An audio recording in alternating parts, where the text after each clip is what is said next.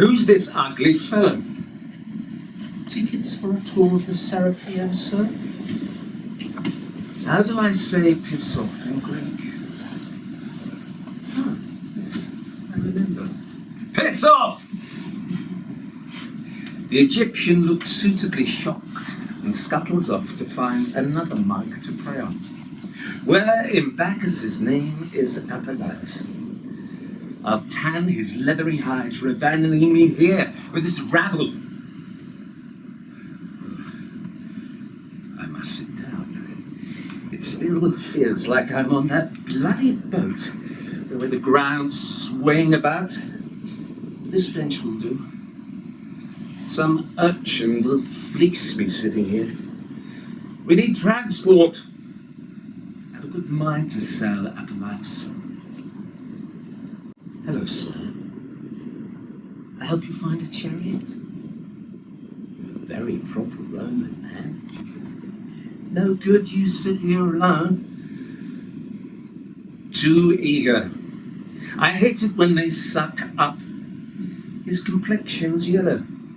I've seen every skin colour imaginable and heard at least 20 different languages. Alexandria is more cosmopolitan than Rome and Constantinople put together. Piss off, dear. No need to look so shocked. I said, piss off! Your ugly head's blocking my view. Just pretend you're sightseeing, Rufius. This rat of a foreigner will get a hint. That must be the museum's gold roof. Its white marble columns stretch high above the surrounding buildings. The ancient institution houses the bulk of the great library. The Serapeum as the rest of the books. Why do Alexandrians have to describe everything as great? At least we're in a Greek city. There are probably more eunuchs in Alexandria than in the whole empire. No Alexandrian will turn their noses up at coal eyebrows. Bugger it. The cabin slave let me disembark without my eyebrows. By Rome's standards, I'm practically ordinary. Strange black lines painted on that man's face. Or is it a woman? I feel quite at home. Let's try walking again. No good. I'm still swaying, as if the invisible string that holds to the surface of the planet, as if they have slackened. What did Archimedes call the phenomenon?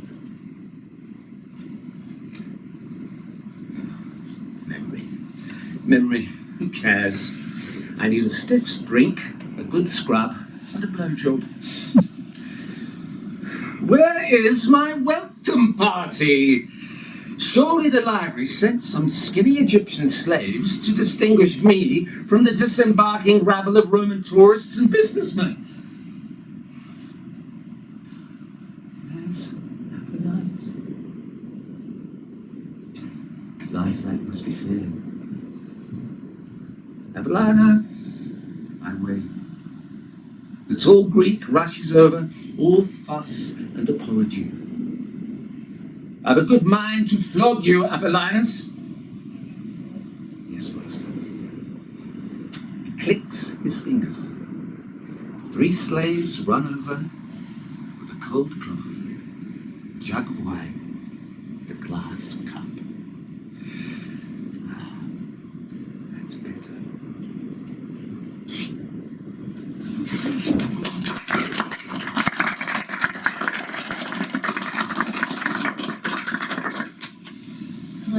Amazing to see your character put to life when you're reading your head all the time. Thank you. So the next chapter is somewhere through the book. Theophilus, who I just showed you in that Chronicle of Alexandria, he Bishop of Alexandria has turned up at Villa Byblos. Villa Byblos is RUFIUS's house. He's now settled in, and it's on overlooking the great harbour of Alexandria, which would have overlooked the Pharos Lighthouse, the famous wonder of the world. And you did get ancient Roman tourists. They invented tourism. They invented much that we know of, much that's material. And Theophilus is with some inspectors. Now, in the 4th century, we know that inspectors were sent out across the empire to root out heresy. And although RUFIUS is a very naughty boy and quite a rogue and a transgressive character, he really is the hero of the book because he saves many, many books. But he starts off by doing it because there is a heretical black market. Now, I made up the black market because I just suppositioned that if you weren't allowed to have these books anymore and they were going underground, that possibly, probably, in such a materialistic culture as ancient Rome, people would cotton on and could make money out of them. And so RUFIUS has, because RUFIUS is likes to make a buck or two on the side, and he's created his own heretical library, and he was selling these books to the highest bidder. What he's also doing, unwittingly, is saving all the books, and I won't tell you, I won't give you any spoilers. But here we have RUFIUS. He's at Villa Byblos.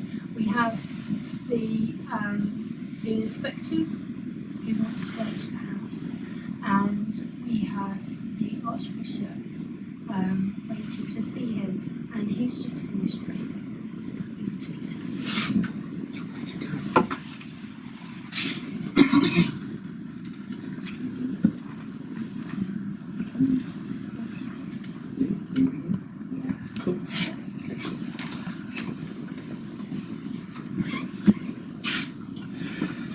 Good. The folds of my toga are perfect today. And I've kept Theophilus waiting just long enough to let him know who's master of this house. How dare he barge in here and demand to search Byblos? In we go, Apollonius. Perhaps the cameo is too audacious for a meeting with the Archbishop, Master. Why don't you give it to me? This brooch is just the right accessory for the occasion. My favorite cameo. Me, as a young buck. I'll not have him think of those bigoted laws around me. The death sentence. Indeed. The law condemning Canada has been echoing around and around my poor head since this morning. Atone for the crime of this kind in avenging flames. Erase the thought, RUFIUS. He wouldn't dare. The brooch stays. Lance, I'll not have Theophilus think he's frightened RUFIUS Byblos Catamitas. But Master, the Archbishop knows about your library.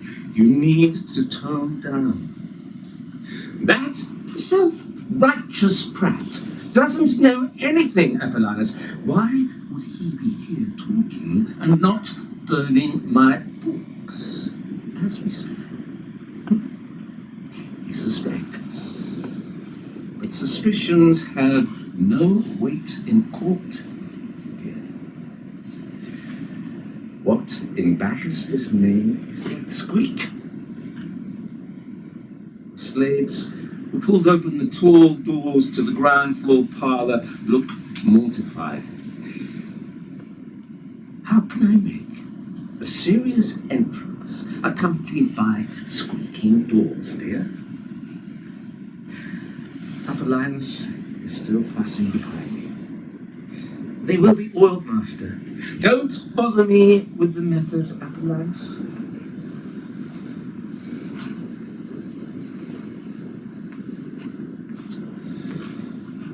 How disappointing. No slave head bobbing between Theophilus' legs. Biblos' hospitality not good enough for him. Where does he find his pleasure? In the darkness of the shame he preaches with church orphans? Or does he obey that pleasure-hating God of his and abstain? The dark cloaks of the Archbishop and his inspector strike a harsh contrast to the sunlight steaming in from the terrace. Antonius' sweet voice and the strum of the harp are at odds with Theophilus' sour face, dark eyes, framed by bushy black eyebrows. They've never seen a pair of tweezers. My stomach is a tight knot. This is the first time Biblos has failed to seduce her guests. The slaves look insulted. Cassius and Antinous aren't used to being rejected. Even the centaurs and the satyrs look like they want to leap from the frescoes and run out of the room. Straight-backed on the couch, Theophilus. His dark eyes meet mine. This will be an entertaining battle. Theophilus, what a pleasant surprise. Not bothering to rise to your host. To Hades with etiquette. Let's flash. A plucked leg as I recline to irritate him. Why? Let's fiddle with my brooch as Cassius paws. Oh, the disgust on the Archbishop's face. Superb. Thank you, Cassius. My wine's well watered. The slaves want me to keep my wits. They're afraid of him. A beauty, isn't he, Bishop? I flick up Cassius's tunic and his muscular buttocks tense. What rags you're wearing are they, Theophilus? Now I'm closer to you, I can see the quality of the fine linen mix. Possibly open to a little bribery, then? I see your walls have been painted Genedus. So he did order the graffiti. Pathetic. What an intellectual disappointment. No. If it's cheap insults he wants, Avellinus will put you in a better humour, Bishop. I keep him for guests with unusual tastes. They both look like they want to kill me. Theophilus' furry brows furrow to a hard black line. I'll be brief, Rufius. Excellent. Your little speech this morning must have exhausted your oratory repertoire. My smile is wide and sarcastic. His temper flushes his cheeks. You're not above the law, Rufius. You would be wise to cooperate with me. Enough of this nonsense. That law is nothing new. The death sentence has been in place since the 40s, and not a single case has reached trial. And as for books, you'll find nothing even mildly heretical in Biblos. Your kind is an embarrassment to the Empire and an insult to God. His deep growl of a voice is level. His gaze moves in disgust from my brooch to my hair. Didn't my hairdresser do a splendid job today? I twirl a winglet. I do like a good hair day. That brow thing. Guards! Theophilus! His voice rings out across the house. A metallic clatter from the atrium, and 2 centurions appear in the doorway, both sheepish. Romans. They didn't turn their noses up at Byblos' pleasures. My dear centurions, I'm pleased to see Villa Byblos' hospitality is appreciated. Enough! Theophilus stands. Drinks tray clatters to the floor. The soldiers' backs straighten. Hands move to hilts. But they're ready for nothing. Enough. RUFIUS. You mock the church. You mock the empire. You mock mankind. It's better, dear. I needed a little colour in your cheeks. Theophilus glares at me. I do believe his eyebrows are as black as my comb. Where is it, RUFIUS? I win today. Theophilus, I lift the folds of my toga and pretend to search for my under-exercised penis. It's been dormant for years, dear. Apollinus' gaze heats the back of my neck, and Theophilus' dark-robed silhouette casts a shadow over me as he blocks the sun from the terrace. The size of him towering ahead above me is disturbing. Do not underestimate RUFIUS. Tell me the location of your secret library. I drop my toga. He's knocked the play out of me. At least dancers could banter. My fingers twist my curls faster. Secret library. Oh, you must mean my private collection. An almost imperceptible movement of my index finger has Apollinus behind my couch in an instant. Apollinus, dear, fetch my collection of pornography for the bishop. Theophilus is singing. The privilege of your birth has dimmed your senses. This is not the empire you were born into. The emperor has a vision, and minor details such as trials will not stop us stamping out heresy. Your heretic collection is well known to the Church of Alexandria. It's the same look on Theophilus' face as when I left the law court 10 years ago with Harrison. He's not forgotten how I belittled him. This is about his personal revenge. What? Hear that, Apollinus? The bishop's not interested in my pornography. Look around you, dear. My arms wave at the statues and frescoes. I'm a collector of art. Or do you call this heresy too? Harboring heretical books is the reason I'm here. Your motivation does not interest me, nor will my inspectors be interested in the protests of Achaenetus. I can pin you down with heresy or infamy. There are enough young boys who can make declarations in the courts about that. Oh, pin me down. The swing of my hips is in order. Bring on your inspectors, Bishop. So Roman could do with a little fun. Theophilus' top lip curls in disgust. His smooth, steady voice deepens. Give me the information I want, and I will show you mercy.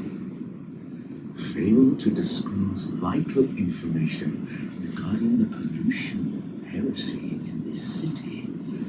I will see you burn.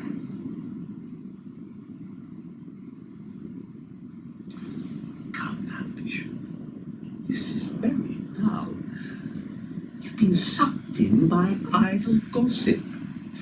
What interest would an old Canadus have in heretical books. I do enjoy demoting archbishops.